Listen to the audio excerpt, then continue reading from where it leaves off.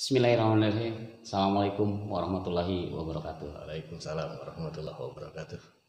Selamat berjumpa kembali Sobat Sultan Channel dalam acara seperti biasa obrolan ngopi Tasik, obrolan Islami tapi asik. Mantap. Sederhana tapi asik gitu. Seperti kemarin masih sambungan dari yang part pertama tentang apa? Ikhtiar keluar dari kesulitan ya. Melakukan proses. Dengan proses kemarin itu memohon ampun, memohon maaf ya dengan karena melakukan kesalahan. Nah, sekarang imbas kita bahas kemarin baru sampai ke sana. Nah, sekarang ada bahwa imbas dari melakukan kesalahan tersebut ada yang sifatnya itu adalah nilai kesulitan. Itu dari kesalahan kita ya terhadap Tuhannya, terhadap Tuhannya atau kepada Allah gitu kan. Nah, di sini kesulitan itu luar biasa. Ada kegelisahan, ada ketidakmampuan, bahkan orang hanya bengong aja gitu kan. Dengan berbagai macam problematika hidup, gejolak dalam diri kita. Nah, di sini Allah dalam memberikan gambaran, memberikan jalan supaya meminta maaf. Nah, sekarang sebelum kita lanjutkan ke depannya, jangan lupa ininya kling kling kling kling. Ya, terima kasih. Kadang begini kan. Ya. Di sini ada sedikit kemarin ya, ada sedikit yang harus dipecahkan kembali. Ketika kita melakukan kesalahan kepada Allah, Allah itu kita itu secara ini imbasnya itu adalah berbagai macam kesulitan dalam kehidupan. Apa baik itu ekonomi, sosial, budaya, pola pikir, perkembangan dalam pengembangan karir apapun gitu ya untuk menyelesaikan permasalahan luar biasa kesulitannya gitu kan. Nah, di sini ada beberapa upaya yang Allah berikan jalan syariatnya gitu kan. Kenapa saya mengatakan seperti itu? Karena di sini ada yang disebut sabar, tawakal, ikhtiar gitu kan. Nah, di sini saya meminta nih penjelasan mengenai istilahnya teh ikhtiar itu, sabar itu apa, tawakal itu apa. Sebab apa, manusia itu ada kesulitan, otomatis harus berikhtiar. Nah, ikhtiar itulah yang diberikan oleh Allah itu apa saja gitu kan. Kita kan pada dasarnya ketika oleh Tuhan kemarin bercerita tentang tuan rumah, tetap berbaik sangka bahwa ini kopi itu enak walaupun disuguhkan nih kopinya, kita kan belum tentu merasakan kopi itu. Wah, warnanya saja sudah hitam, udah tidak menggairahkan gitu kan, wanginya saja sudah tidak ini, tapi ketika ternyata kita melakukan husnudon, tidak mungkin tuan rumah memberikan sesuatu itu kalau dikatakan ini meracuni atau apa gitu kan, kita kan pasti berhusnudon, berbaik sangka. Alhamdulillah disuguhi oleh kopi, ternyata enak. Itu maksudnya. Artinya sebagai hamba Allah gitu kan, diwajibkan untuk husnudon. Nah, itu yang mau dipertanyakan, ikhtiar dengan husnudon itu gitu kan. Metode iya, betul. Kan Allah menyuguhkan format-format. Iya, format. Kan format. Jadi banyak formatnya. Kita mau keluar dari kesulitan yang ini, ada formatnya seperti ini ya gitu kan. Allah suguhkan semuanya gitu kan. Apapun bentuknya Allah udah suguhkan semuanya. Cuma permasalahannya gitu kan, kita tidak hebat berikhtiar untuk menggali pernyataan demi pernyataan Tuhannya. Itu dulu kan. Nah, sebenarnya yang pertama apa dulu sih sebenarnya gitu kan. Yang pertama mengimani dulu siapa Tuhannya kan gitu kan. Gitu. Dengan berbagai macam caranya gitu kan. Rasulullah mengajarkan tentang kata laksana bagaimana mengimani Rasulnya, mengimani Tuhannya. Gitu kan. Nah, yang langkah pertama tuh landasannya percaya dulu kan. Nah, ada langkah-langkah sederhana untuk mengimani siapa Tuhannya. kalau kita melakukan dengan dengan kalau di bahasa agama itu ada mantek, ilmu mantek tuh ilmu logika gitu. Iya. Ilmu logika gitu kan. Jadi sederhananya seperti ini. Nah, misal namanya Kang Jaki gitu kan. Saya nanya sama si A, kenal Kang Jaki itu gitu kan. Kata si A, kenal sosoknya teh bager, sosok ieu teh nyaahan, sosok ieu teh dermawan kayak gitu kan. Terus saya nanya lagi ke si B, kenal Jaki tuh? Kata si B, kenal. Sosok dia nyaahan, bager, dermawan gitu kan. Terus nanya lagi ke orang ketiga, ke orang keempat. Terus pernyataannya sama kan. Semudah itu saya percaya bahwa Kang Jaki itu bager. Semudah itu saya percaya bahwa Kang Jaki itu dermawan. Padahal dari pernyataan beberapa orang. Gitu kan. Nah, permasalahannya gitu kan. Ketika yang kita sangkutkan di Allah kan gitu kan. Pada manusia sekorong langit ini kan itu yang namanya muslim gitu kan. Nanya sama si A, muslim si B kayak gitu kan. Allah siapa sih? Kayak gitu kan. Anu maha bagur, anu maha rohman, anu maha ngaijabah gitu kan. Semua orang itu kan manusia satu kebing langit gitu kan. Kalau ditanya itu siapa Tuhannya, udah tahu jawabannya. Allah maha rohman, Allah maha rohim, Allah maha ijabah gitu kan. Tapi kualitas percaya kita, ketika saya tadi survei siapa Kang Jaki gitu kan, orang itu benar dermawan, 10 orang aja survei saya udah percaya 100%. Tapi masa ketika kita bertanya siapa Tuhannya, padahal manusia muslim semuka bumi ini gitu kan tahu siapa Tuhannya, cuman kadar kualitas percaya kita nih kepada Tuhannya seperti itu kan. Normalnya harusnya gitu kan baru 10 orang aja kita udah percaya gitu kan, apalagi manusia sebanyak itu mengatakan Allah maha rohman gitu kan, harusnya kualitas percaya kita luar biasa kan gitu kan. Nah, ada perbedaan niatan kan di situ. Iya. Kalau saya misal mencari tahu siapa Kang Jaki karena ada niatan untuk mengenal, ada niatan untuk mengenal siapa gitu kan. Nah gitu ya, kita berbicara tentang Allah gitu kan. Maksudnya niatnya ini ya, kita kurang niatan untuk mengenalnya, untuk mencari tahu siapa itu. Pada akhirnya gitu kan, kualitasnya hanya sekedar tahu. Kita tahu Allah itu maha kaya, kita tahu Allah itu maha rohman, kita tahu Allah itu maha ijabah, maha dermawan kan gitu kan. Hanya sekedar tahu, tapi tidak ada ketertarikan untuk mendekatinya. Iya. Normalnya gitu kan, ketika saya tahu Kang Jaki dermawan, saya tahu Kang Jaki bisa memecahkan banyak permasalahan gitu kan. Terus Kang Jaki ngeluarkan satu pernyataan, kalau misalnya ada masalah apapun datang ke saya bantu gitu kan. Nah, ketika saya dalam kondisi banyak masalah itu ada ketertarikan untuk mendekati Kang Jaki untuk meminta bantuannya kan gitu kan. Nah, ketika Allah mendeklarasikan diri sebagai Dat Maha Kaya, Maha Ijabah, gitu kan, Maha Rohman, Maha Rohim, kayak gitu kan. Iya. Nah, kita banyak permasalahan tapi kurang greget, tidak ada ketertarikan untuk meminta bantuannya gitu ya. Iya. Dan kualitas niat. Dan sebab kemarin ketika survei hanya sebatas ingin tahu. Bukan ada niatan, saya ingin memecahkan permasalahan tersebut ke Kang Jaki. Iya itu. Jadi kualitas niatnya ini kan yang harus kita perbaiki kan gitu kan. Iya, ngerti. Terus kembali ke metode. Lalu menyebutkan metode-metode. Melalui rasulnya gitu kan. Ngabewarakeun, menginformasikan informasi yang disampaikan Tuhannya ke Rasulullah. Gitu kan. Rasulullah menyebarkan lagi informasi ini gitu kan. Jadi salah satu cara untuk keluar dari kesulitan itu kan. Iya. Kanjeng Rasul menginformasikan satu metode yang luar biasa. Di antaranya ada metode husnudzon, berbaik sangka gitu kan. Gitu. Nah, kalau kita kerucutkan lagi kita dari metode itu kita kerucutkan gitu kan. Ada cara paling sederhana gitu untuk keluar dari kesulitan. Misal kesulitannya apa sekarang?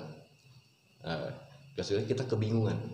Nah, posisinya kebingungan gitu kan. Iya, kriterianya kebingungan. Nah, yang sering terjadi kan di mayoritas yang sering terjadi itu bingung kan. Iya. Gitu kan. Ya kita juga mungkin bagian dari itu kan. Iya, betul, Kita juga betul. bagian dari itu. Kita manusia yang kebingungan gitu kan. Nah, banyak orang mencari cara untuk keluar dari kesulitan bingung ini gitu kan. Iya. Berbagai macam cara kan. Ada yang jalan-jalan ke gunung, ke laut, berwisata gitu kan. Bahkan kalau yang ini maaf, minum aja biar lepas gitu kan. Ya. Kan itu ada ikhtiar untuk keluar dari kebingungan. Nah gitu kan. Setuju, betul. Pada agama gitu kan, Islam sendiri mengeluarkan satu format yang luar biasa untuk keluar dari kebingungan itu dengan cara sederhana dan tidak butuh waktu panjang. Karena apapun yang Allah suguhkan metodenya gitu kan, dengan keluar biasaannya, kita meyakini itu. Apapun metode Allah gitu kan, Allah menciptakan itu dengan segala keluar biasaannya gitu kan. Nah sekarang bisa permasalahannya bingung. Nah apa yang terjadi gitu kan, kata bingung ini kan. Nah kita belajar dulu apa yang namanya kata-kata.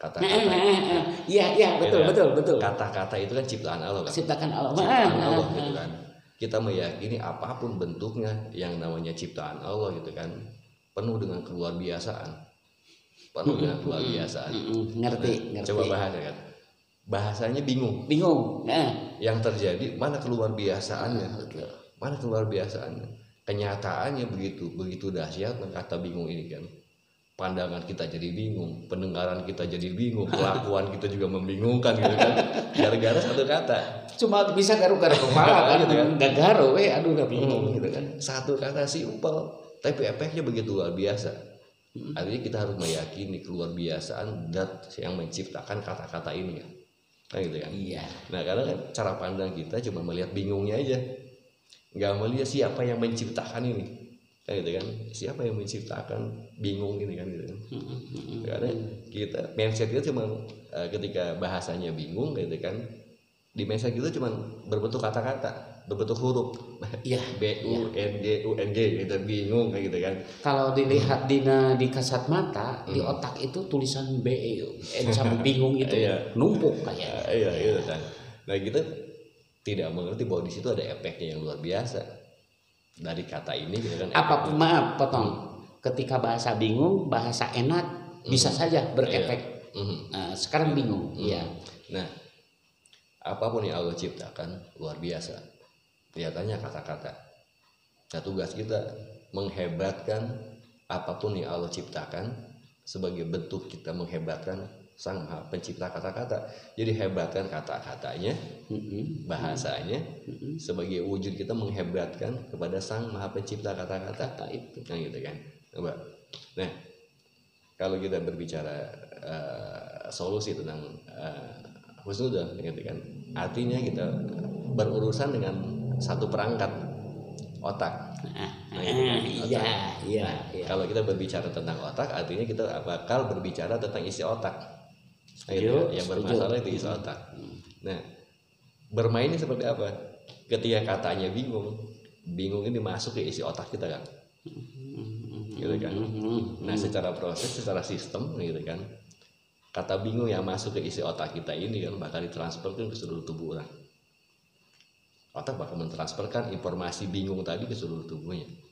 Yang terjadi pandangannya menjadi bingung, pendengarannya menjadi bingung, kelakuannya juga menjadi bingung kan gitu kan. Iya. Gara-gara satu kata yang masuk ke dalam otak kita kan gitu. Gitu.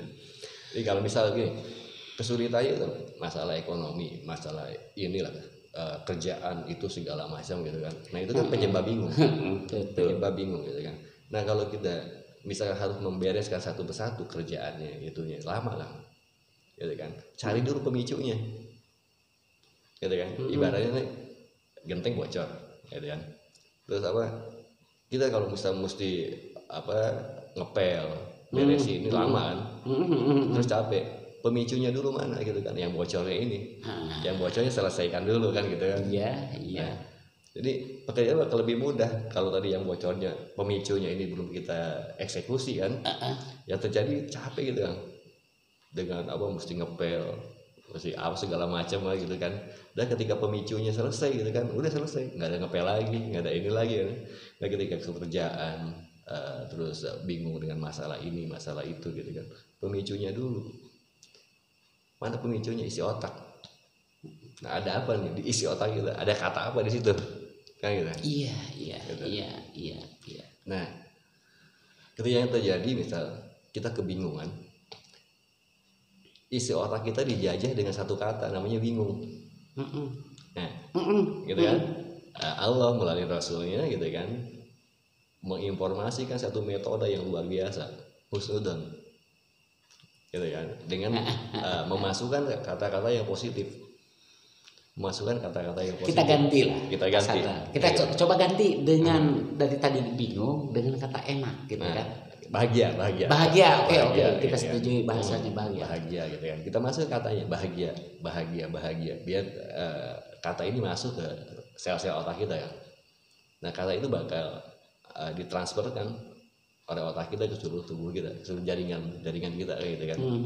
Dan terjadi gitu ketika si bingung si isi otak yang tadi dijajah sama si bingung kayak gitu kan. Terus dia kalah dengan kata-kata positif tadi yang berbentuk bahagia tadi gitu kan.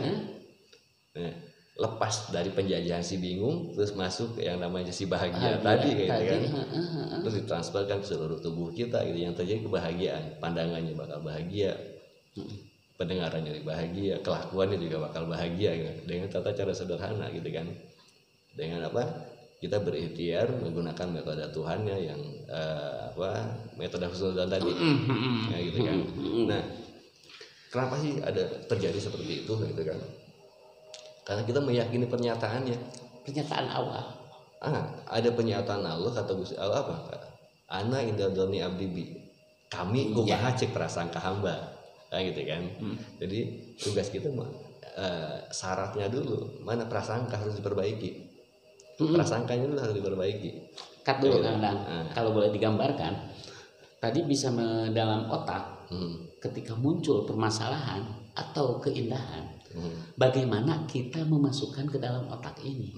Ketika mindset atau operasionalnya dimasukkan kata bingung, ketika dihadapkan permasalahan, contoh kecil, aduh ini saya mau minum, di sini tertanam bingung, kayaknya akan dilihat terus benar kan?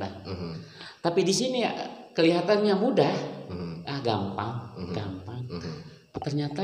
Ternyata masih susah, dicoba dengan berbagai macam coba, gampang teh ya, sehingga menghasilkan air. Kalau digambarkan lagi lebih luas, saya punya perangkat laptop atau komputer, saya coba masukkan aplikasi, yang ternyata aplikasi bingung, yang ternyata aplikasi bingung tersebut membawa beberapa virus. Nah, sebagai orang yang menggeluti HP atau komputer, laptop, insya Allah yang akan dihantam itu adalah virusnya tersebut. Yang notabene ketika dihapus, kita restart lagi, bermasalah lagi. Hapus lagi, restart lagi, bermasalah lagi.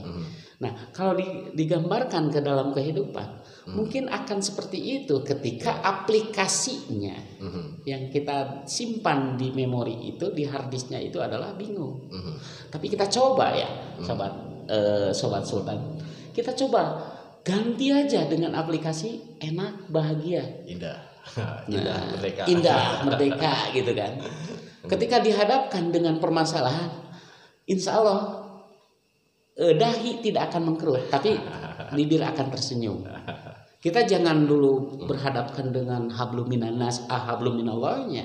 Kita terima aja dulu dengan terimaan itu. Insya Allah terbuka juga hati. Mungkin tekanan. Iya.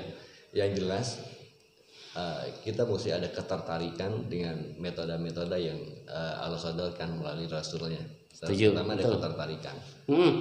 Metode husnuzon begitu luar biasa. Karena apa gitu kan? Di balik metode ini ada pernyataan yang luar biasa. Ternyata ana idza dzanni abdi bi gitu kan. Kami kumaha prasangka hamba gitu kan. Terus mana kita meyakini bahwa apapun yang Allah ciptakan luar biasa. Allah menciptakan kata-kata dengan segala keluar biasaannya gitu kan. Nah, gitu ketika kita ucapkan bahagia ini menjadi doa kan. Kata-kata ini kan doa. Kata-kata itu kan doa kan gitu kan. Nah, gitu. Nah, masalahnya gitu kan. Kita lebih tertarik dengan metode yang tidak dianjurkan. cut dulu sebentar. Siap. Ketika tadi mengatakan bingung dengan kalau disejajarkan ini bingung ini bahagia. Bingung kalau di mindset bingung di otak ditanamkan, insya Allah jadi doa bingung. Iya, itu. Ketika ditanamkan aplikasinya bahagia di otak di mindsetkan dalam otak bahagia, itu juga menjadi doa. Iya. Artinya sama akan menjadi doa juga. Iya, pilihannya gitu kan. Kita mau menjadi manusia yang taat dengan format-format Tuhannya melalui Rasulnya ini atau tidak, kan gitu. Iya.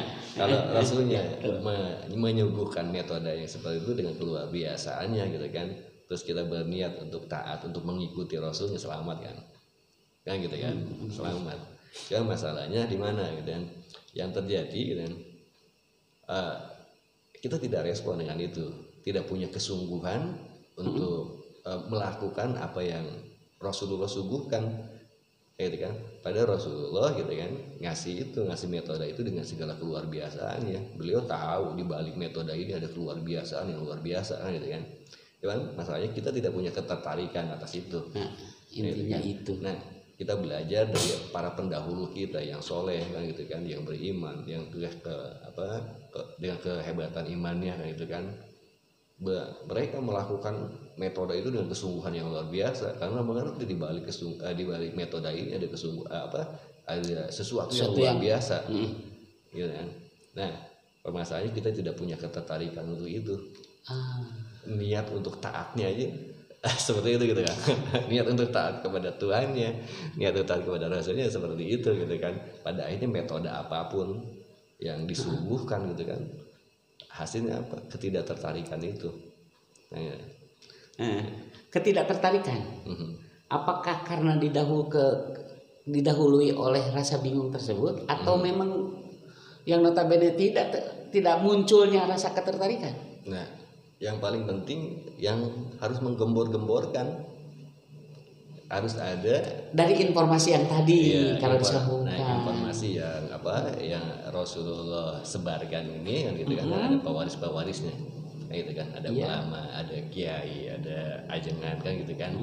Nah, harusnya informasi ini digembor-gemborkan kembali dengan luar biasa supaya ada ketertarikan.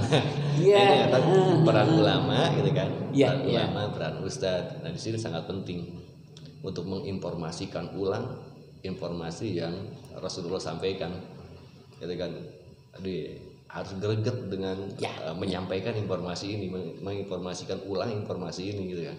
Nah, yang sekarang terjadi kan, kita hidup di akhir zaman, ya gregetnya ini ya, gitu kan, gregetnya ini, ya kurang greget untuk menginformasikan ulang segala yang Rasulullah informasikan, gitu. Yang paling mudah terpahami ketika metode yang harus digembar-gemborkan, yang harus disampaikan, contohnya salah satunya. Nah,